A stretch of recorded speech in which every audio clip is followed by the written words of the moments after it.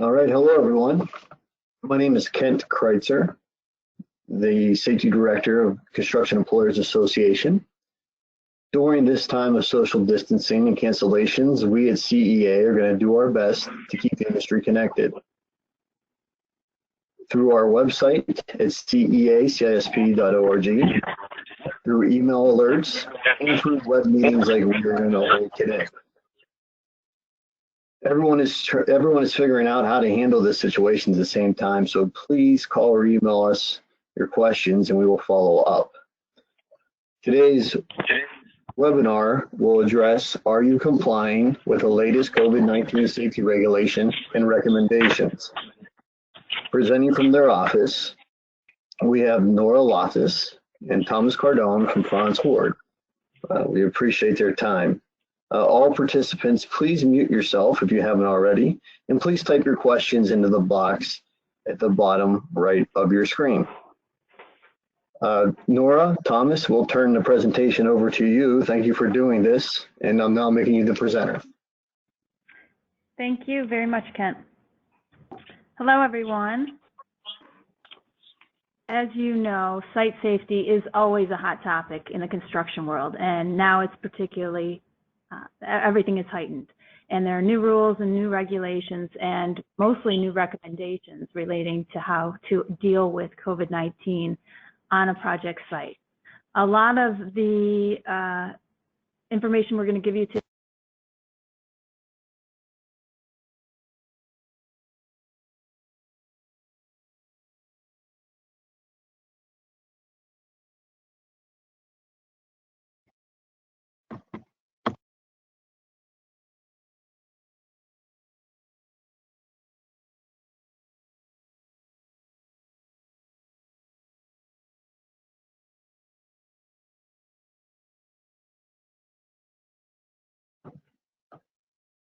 Apologize to interrupt. We've lost Nora. Courtney, can you hear her?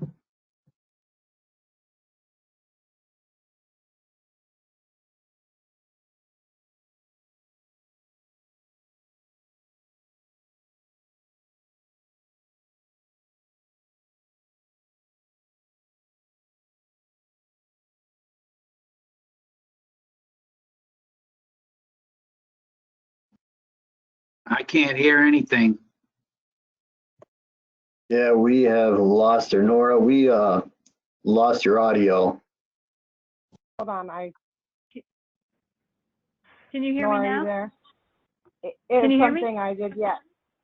Yeah, can you hear me, Yes. Nora? I can, yes. Okay. Could you start from your beginning intro? I apologize. Sure, no problem.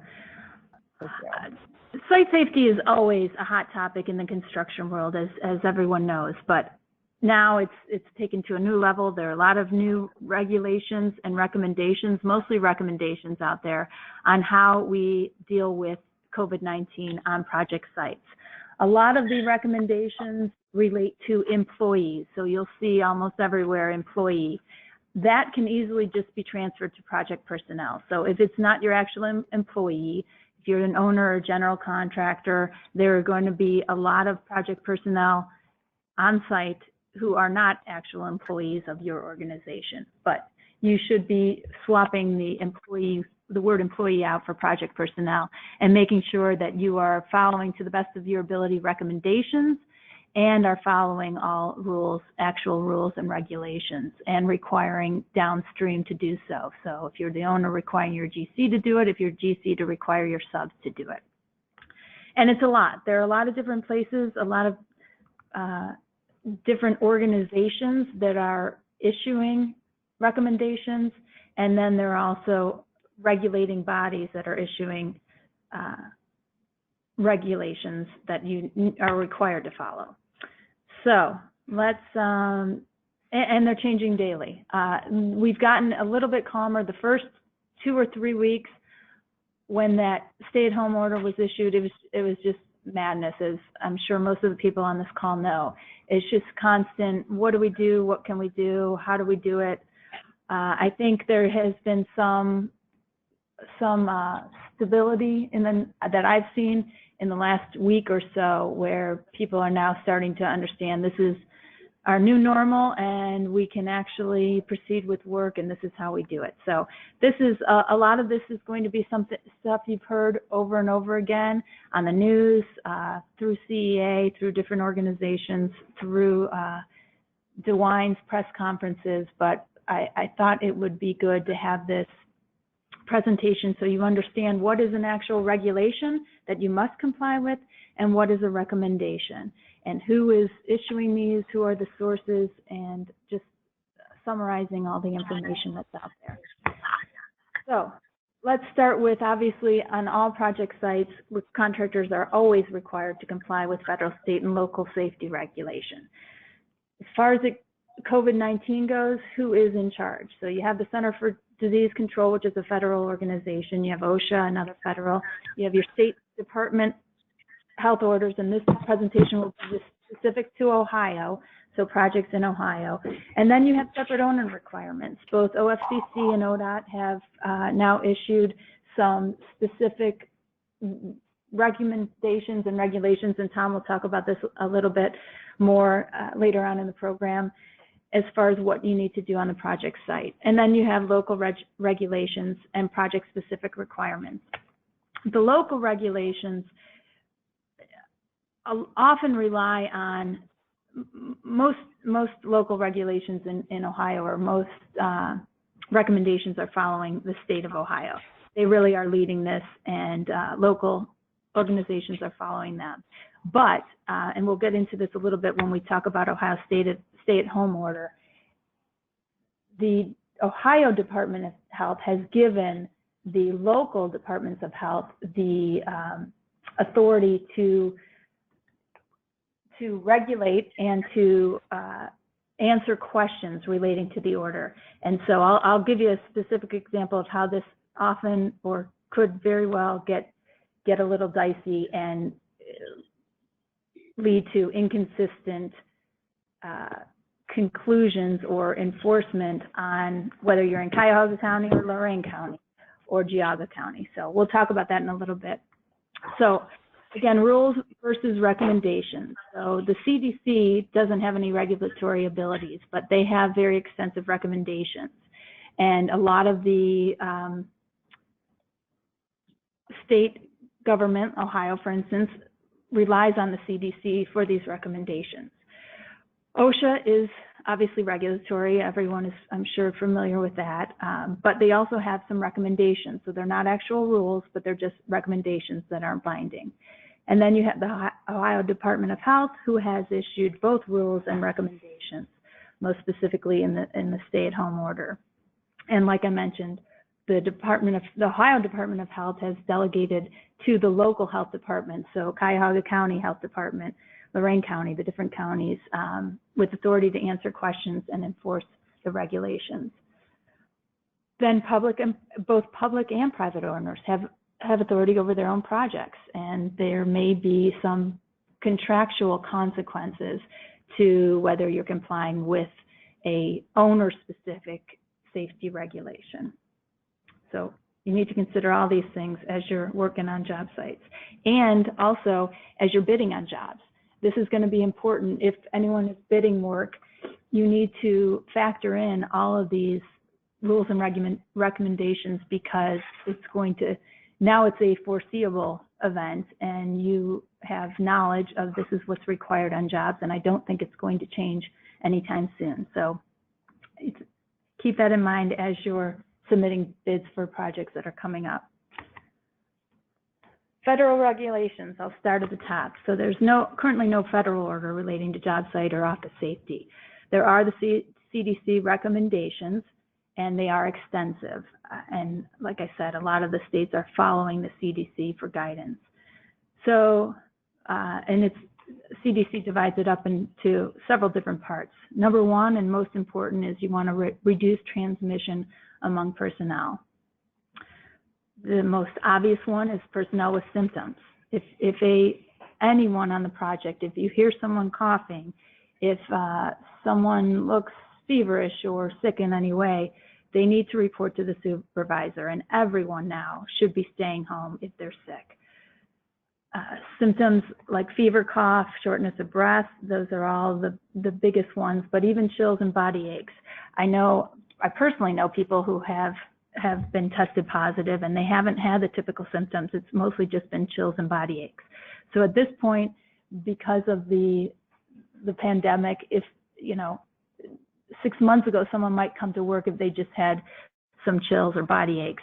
Now they shouldn't be. They shouldn't be on your project site.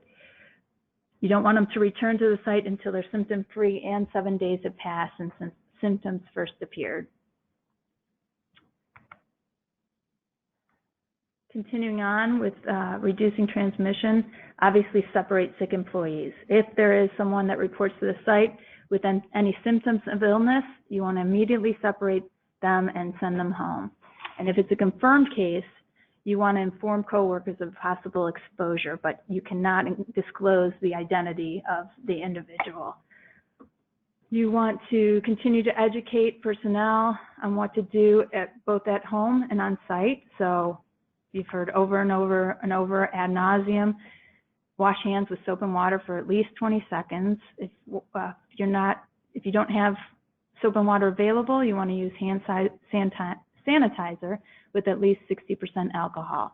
So a lot of you, I know, on job sites are bringing in portable wash stations. I've even had contractors who just set up buckets of, have some soap and a bucket of water in their vans to allow their employees to wash their hands that way. And it should be frequent, obviously, before eating anything and after eating anything. You want to encourage personnel not to touch their eyes, nose, or mouth with unwashed hands. It's a good practice not to do it at all. And clean and disinfect frequently used objects, hand tools, equipment handles, things like that. Obviously, don't share phones or hand tools or any other things. The CEA actually has a good resource on its website about how to clean and disinfect. And then maintaining a healthy work environment. These are things that I have seen contractors doing to, number one, reduce the fear. That's a big issue that I've had to address with many clients. People are just scared on the project site. They don't want to get sick. They're scared for themselves. They're scared for their family, and it's greatly lowered productivity. I think that will get a little better as we go on, but right now I think it's still pretty bad. So there are things you can do on the job site, and it will likely decrease productivity.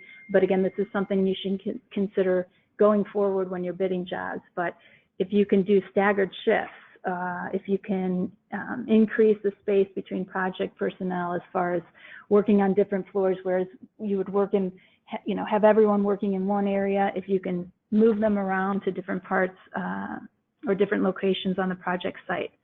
Again, hand washing stations, hand sanitizer, tissues, all that needs to be readily available. Discourage handshakes. I don't know anyone who's shaking hands anymore, and that shouldn't be happening. Meetings. Most projects have meetings almost every day. Those should be, now that the weather's getting nicer, you can hold them outdoors or virtually with as few attendees as necessary. Again, regularly clean and disinfect all common areas and frequently touch surfaces. Okay, moving on to OSHA. So OSHA requirements and recommendations. So there actually is a reporting requirement, and OSHA just revised this. So before Monday, OSHA had confirmed that it considered COVID-19 a reportable illness if the case was confirmed as COVID positive and it was otherwise reportable under the regulations.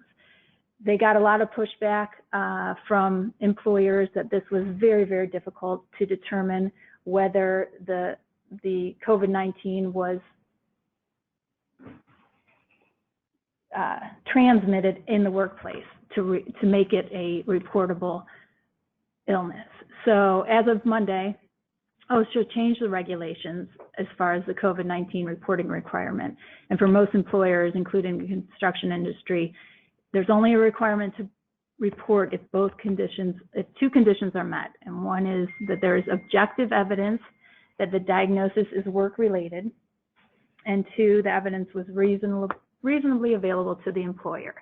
This is, again, in response to employers just giving a lot of feedback that it was very, very difficult to comply otherwise. There are no other actual regulations specific to COVID-19, but there is extensive guidance, and many of these items that we go through are similar to CDC recommendations. So OSHA recommends you develop an infectious disease preparedness and response plan, implement infection prevention measures. This is similar to what we just went through with CDC, hand washing stations, tissue sanitizers. Again, you guys have all heard this ad nauseum. Frequent disinfection of common areas, identify and isolate sick people, workplace flexibility, and workplace control. So this is where personal protective equipment come in, gloves, goggles, masks. Unfortunately, a lot of contractors have already used those type of things, but I know they're now in scarce supply. So you want to anticipate that this is going to be a requirement for many, many months, if not becoming pretty typical and standard on construction projects in the future. Moving on now to the state level, the Ohio Department of Health has a recommendation as far as screening employees. They recommend that each employee should have its temperature taken each day, either on site or at home. And if temperatures are over 100.4 degrees, employees should be sent home, and they can't return until there's no fever for 3 days without any medication, or there's improvement in symptoms for 3 days. I'm sorry, and these are ands. And at least 7 days have passed since the first symptoms began. This was absolutely the #1 problem that I saw on with my clients. No one had thermometers. I have so many clients that have thermometers on back order, and it's literally, I had one sub said they went to 15 different drugstores to try to find some. This is several weeks ago, and couldn't find any. So obviously the Ohio Department of Health recognized this, and as part of this guidance, they say if a thermometer is not available, then you can do a little questionnaire asking employees or site personnel each day if you have symptoms of respiratory infection, which the big ones are fever, cough, and shortness of breath, and if you've been exposed to someone with a confirmed case or an impacted area. So those questions should be asked each day of the project personnel. And now the actual regulation. Ohio issued a stay-at-home order. The updated order, amended order, was issued on April 2nd. Construction is deemed an essential business and not subject to stay-at-home obligations, but construction employers must otherwise comply with the order of construction companies and businesses. That is laid out in two paragraphs are really applicable here. Paragraph 15, which is on page 9 of the order, to take proactive measures to ensure compliance with social distancing requirements. And after the thermometer incident, this is absolutely the toughest one and causing the most problems on construction sites that I've been hearing. So the social distancing is 6-foot distance between individuals, hand washing or hand sanitizer, covering mouth for coughs and sneezes, regular cleaning, high-touch services, and not shaking hands. The 6-foot distance is really what's the most difficult. And so I'm gonna skip ahead a little bit. Tom's going to talk about both OFCC and ODOT have issued, have consulted with the Department of Health about the 6-foot distance. So Tom will talk about that in a minute. The other applicable provision of the stay-at-home order for businesses that are deemed essential and are continuing work is paragraph 19, which is on pages 9 and 10. And these state that even essential businesses should allow as many employees as possible to work from home. So your project managers, if they don't need to be on the site, they should be working from home, and other project personnel as well. You want to encourage employees to stay home unless fever-free for 72 hours and symptoms are improved and 7 days have passed. We just went through that.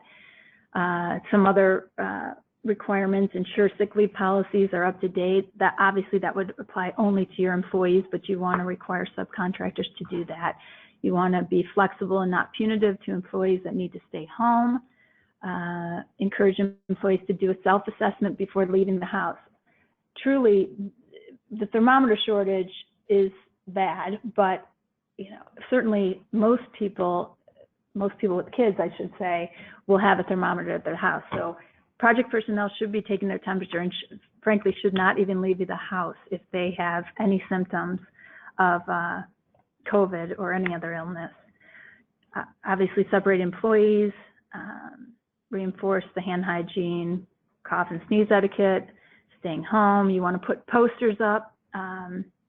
You want to have a poster on every project site that reinforces these recommendations. You want to provide protection supplies and disinfect commonly touched surfaces frequently. Paragraph 13. So I mentioned earlier, I know of a project in Cuyahoga County where the contractor requested from the Cuyahoga County Board of Health to interpret whether they are able to continue with the project if they are not able to keep the 6-foot social distance. And the Cuyahoga County Health Department said no, they should not continue. And in that response, the Cuyahoga County also referenced paragraph 13. My interpretation and others at my firm and throughout the city think paragraph 13 should only apply to non-essential businesses. That's the way it's written. There's a separate exclusion for non-essential businesses to perform minimum basic operation, which is what paragraph 13 deals with. But this is just a demonstration of being subject to a local health department's interpretation of the order. So they are the ones enforcing the Ohio stay-at-home order, and you will be subject to their interpretation. So just be mindful of that.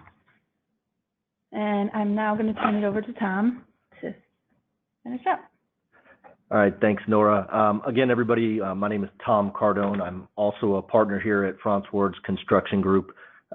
When Nora opened up this presentation, she asked a question or made a statement that I wrote down and highlighted and underlined about 3 or 4 times, which is quite possibly the biggest question that everybody maybe in this presentation has right now is, who's in charge here? And that question really rings true, and it gets to the heart of all of the guidance and contract provisions that everybody's talked about. And the reality of the fact is there's a lot of moving parts. Number one, we have this, as Nora correctly explains, is guidance from the CDC or from various other sources. Then we have individual states, not just Ohio. We've focused on Ohio here, but other states also have stay-at-home orders or similar health department orders that may apply to suppliers that perhaps are shipping materials or equipment or other supplies from out of state. And then those orders, those state or local orders, don't necessarily, or they aren't necessarily directed to a prime contractor or a subcontractor or owner. They're of general applicability. So you may have differing interpretations of different orders from the state or from various authorities.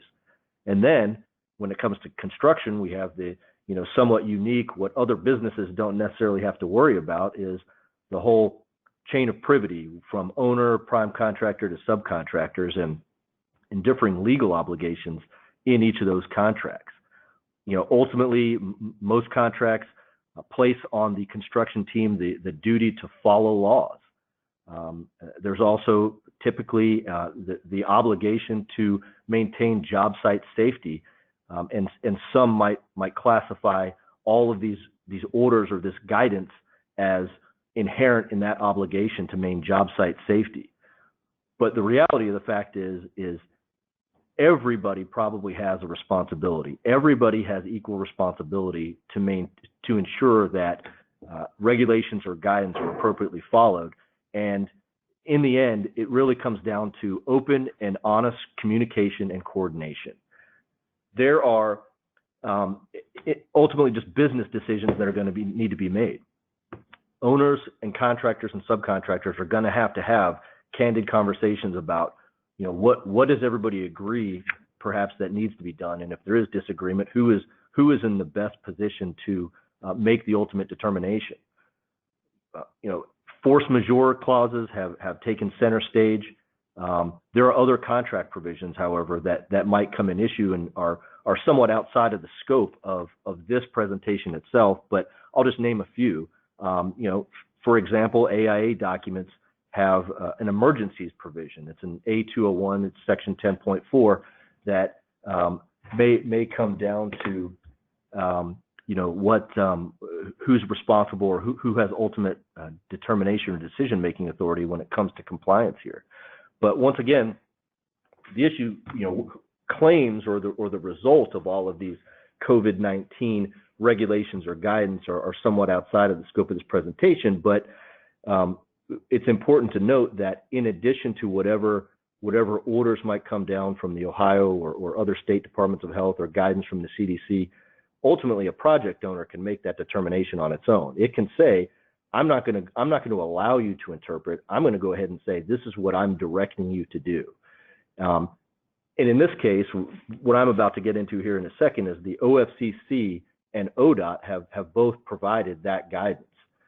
And it's important because if an owner provides the guidance, well, now it takes a little bit out of the prime contractors or subcontractors' hands, and you now have effectively an owner directive, a contractual requirement, or potentially a claim situation where you have to comply with whatever they're saying, and it is equally as enforceable as whatever order might come down from the state. So OFCC has issued what is possibly the most comprehensive set of direction from any project owner that we've probably seen, and it really breaks down to two parts. Number one is what are the protocols when somebody is either suspected of having come in contact with somebody that has COVID-19, or if they've actually been diagnosed or they're suspected of having COVID-19 themselves on a project site. This guidance generally tracks other guidance, CDC guidance and the Ohio Department of Health. When employees show up on project sites, you have to take their temperature. If it's 100.4 or degrees Fahrenheit or greater, they must be sent home and encouraged to contact the health department or their health provider. And then also there's general guidance about asking appropriate questions concerning employee health. Now, I don't think anybody would say that you should, get into too much detail here, but I do believe there are some basic questions of, are you feeling okay when somebody comes on a job site, and if somebody legitimately or says that they're not feeling okay, they have, particularly if they have any of the symptoms that are identified as potential symptoms of COVID-19, they need to be sent home. And then the next aspect of this is then that might trigger a situation where somebody has come in contact within 6 feet or close proximity of somebody who's suspected or diagnosed as having COVID-19, and they need to be immediately isolated. With respect to the OFCC, requires reporting requirements to the OFCC and the project owner, quarantine of others, of that individual and others with direct contact, and then cooperation with the OFCC with respect to information requests. The OFCC's safety protocol, once again, it has a pretty comprehensive guide for how they want their contractors to follow guidance. It requires them to have a workplace coordinator to be the one to be able to make decisions and communicate information with the OFCC and the project owner about COVID-19 issues. earlier, on that past slide, I mentioned that CDC and OSHA guidance, though OSHA has some obligations, but the CDC guidance it's not necessarily a law that comes down and mandates contractors to comply with, but in the situation of OFCC, they have made it obligation. The OFCC has directed all contractors to comply with CDC and OSHA guidance. Therefore, you need to take a look at that guidance and you need to follow it. There's obligations to log all persons entering the job site. That may be typical on most jobs, but it is a heightened requirement in light of the fact that if and when somebody gets sick, somebody gets COVID-19 on a particular project, you can imagine the health department's probably going to come asking for that log so that they can identify, they can do the case tracing, as you probably heard on the news, so they can try to figure out and contact anybody who's been in close proximity with that individual. Meetings must be done remotely or following social distancing requirements. Everybody's, expedited their offsite or their technology to try to have Teams meetings or Zoom meetings as much as possible. But obviously in the construction context, it's just not possible to have every single meeting remotely, particularly on-site meetings. But when you do have to have on-site meetings, you are required to limit them to no more than 10 individuals and open air space, require people to wash their hands, wear face masks and whatnot. All job sites are required to have hand washing stations that do not have running water. And I noted in here, and people are actually required to wash their hands. It's one thing to have them. It's another thing to actually to use them or to use the hand sanitizer that you have available. Though for the most part, I think most would agree that people are concerned enough to follow these guidelines and these OFCC requirements. There are daily cleaning obligations of project trailers and washroom facilities, be it temporary or permanent. Tools and equipment must be cleaned daily, and then mandatory protection requirements, personal protective equipment, being gloves, not sharing gloves, masks, we'll get into that in a second. And then also, Nora mentioned this earlier, the ability to stagger shifts, which might lead to a delay, or it might lead to some claim situation, but it is now an obligation under the OFCC requirements. You have to limit numbers of people that can be on elevators, and then there's heightened protection for employees that have to be in close quarters. Nora mentioned that, I think she said it was in Cuyahoga County, that a local health department mentioned that if you couldn't meet the 6-foot social distancing requirement, then you had to shut down the project. Well, other guidance is different, and OFCC and ODOT both have determined that construction projects specifically, it is not always possible to follow that 6-foot spacing requirement. That doesn't mean the project has to shut down according to OFCC and ODOT, but there are heightened requirements, including approved masks, gloves, and protective clothing.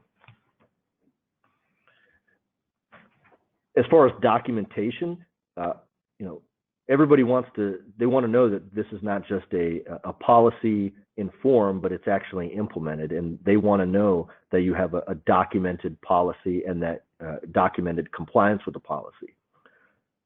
Perhaps safety briefings. You'll see in a little bit, we'll talk about CEA's proposed guidance they've sent out to all of its members as a one method of complying with the myriad of guidance and regulations out there.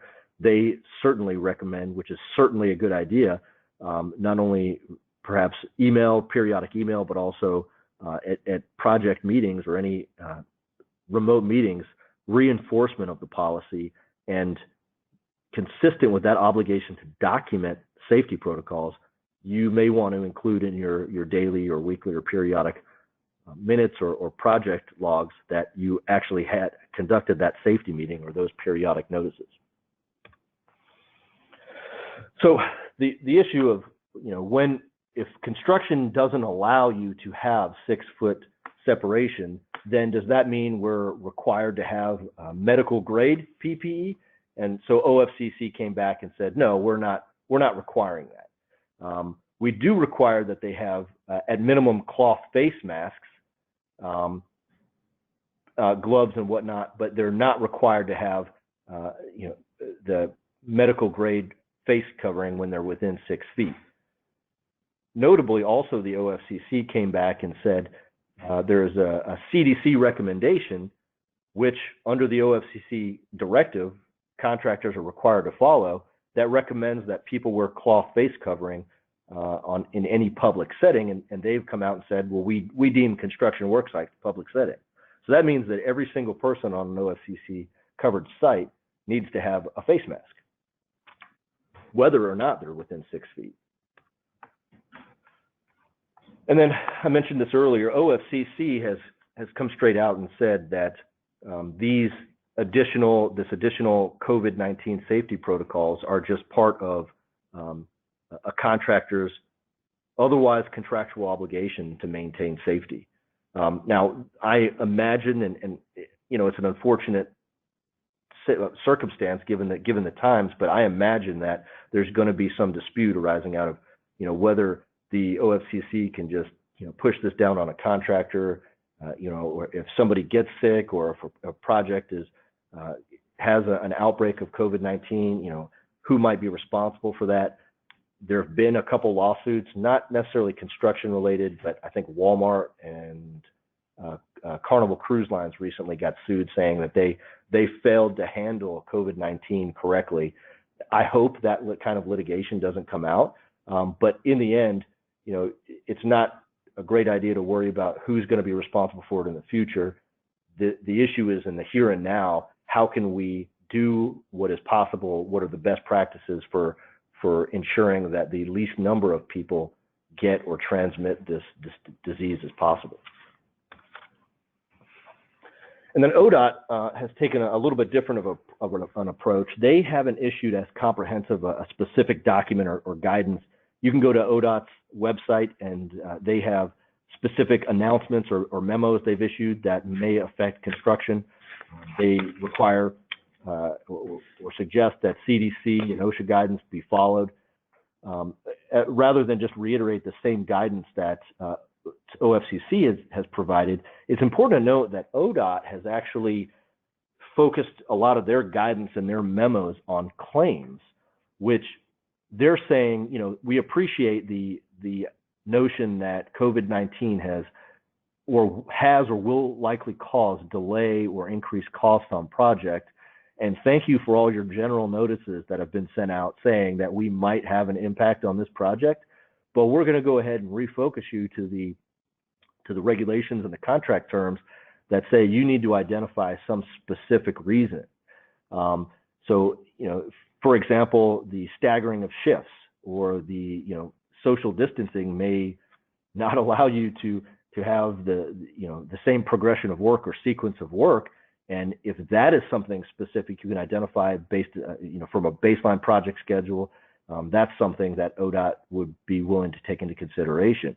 But once again, their guidance basically says, we're willing to work with you on time and cost, but we're going to go ahead and maintain and insist on strict compliance with the contract.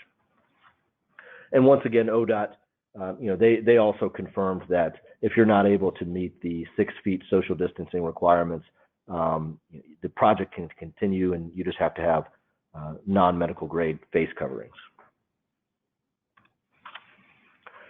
Earlier I mentioned CEA has put out some guidance. If you have not received that, it's definitely available. I'm pretty sure it's available on their website, isn't it, Nora? They have great resources on their website. What it is, it's CEA together with the Cleveland Building and Construction Trades Council put together an industry guidance memo and a COVID-19 safety plan, essentially. And it's a pretty good attempt at pulling together all of this differing guidance and regulation. Certainly, I think they would agree that you got to take it and look at it on a case-by-case basis, because even though everybody might want to have a singular plan in place, Unfortunately, as Nora mentioned, because we have some different localities providing local guidance, or particularly if you're out of state and another state's orders might apply, definitely take it, review it, and make sure that it is not only you have a plan applicable to your home office, but also project-specific plans that address local requirements and the unique requirements of each project.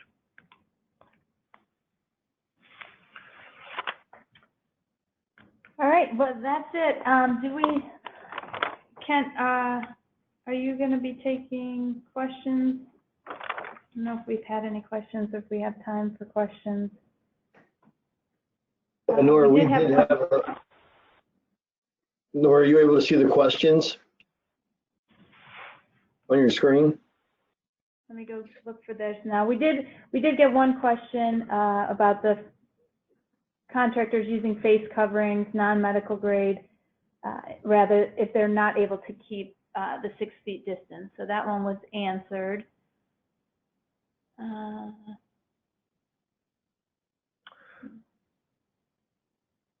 The separate question about what is liability, what is our liability as employers? So once again, to reiterate the question, OFCC memo says if you have to work without 6 foot social distancing, and we're saying, or OFCC is saying, you don't have to have medical grade masks, you can wear cloth masks.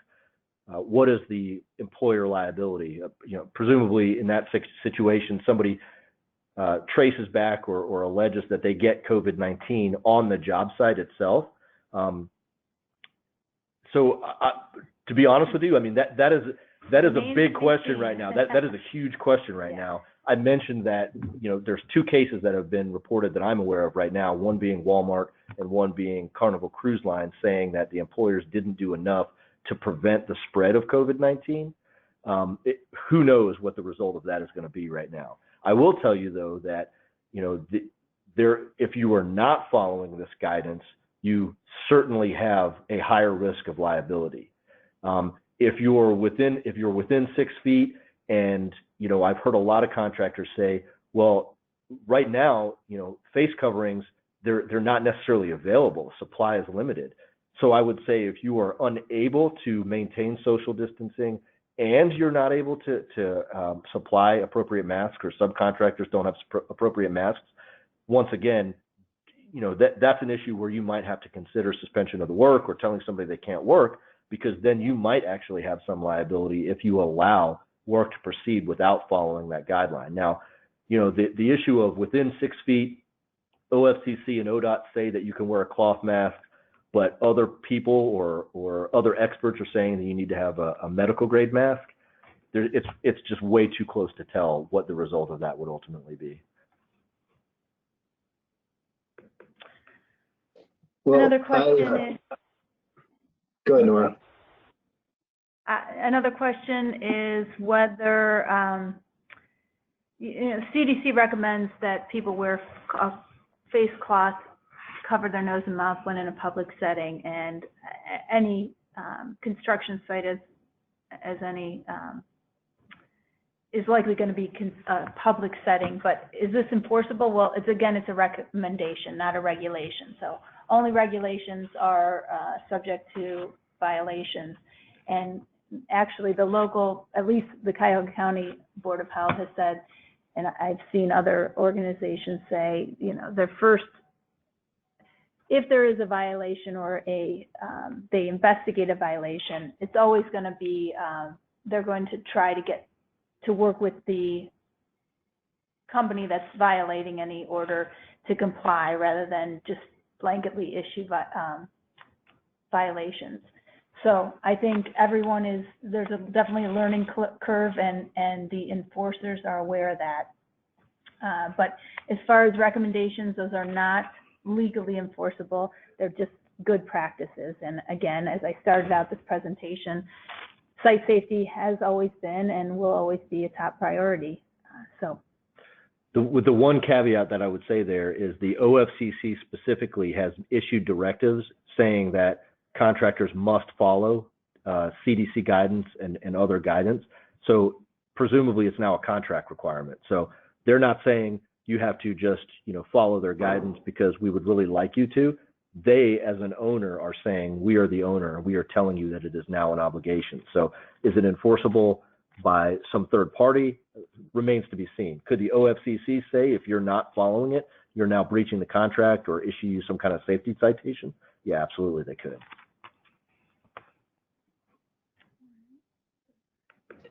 Well, thank you, Nora and Thomas. We appreciate your time. Nicely done. Thank you, and we appreciate everyone's time for attending today. If you have any questions or suggestions or want to share resources, please give me an email. My email is kent@ceacisp.org. And it's important that the industry stay connected during this time rather than allowing ourselves to be isolated. So there was a question in regards to a copy of this PowerPoint. Nora and Thomas's presentation will be recorded and uploaded to the COVID-19 contractor page at the CEA website. So those of you who are looking for a copy of that, of this recording, can find it and locate it there. Nora, do you mind bumping to the next slide?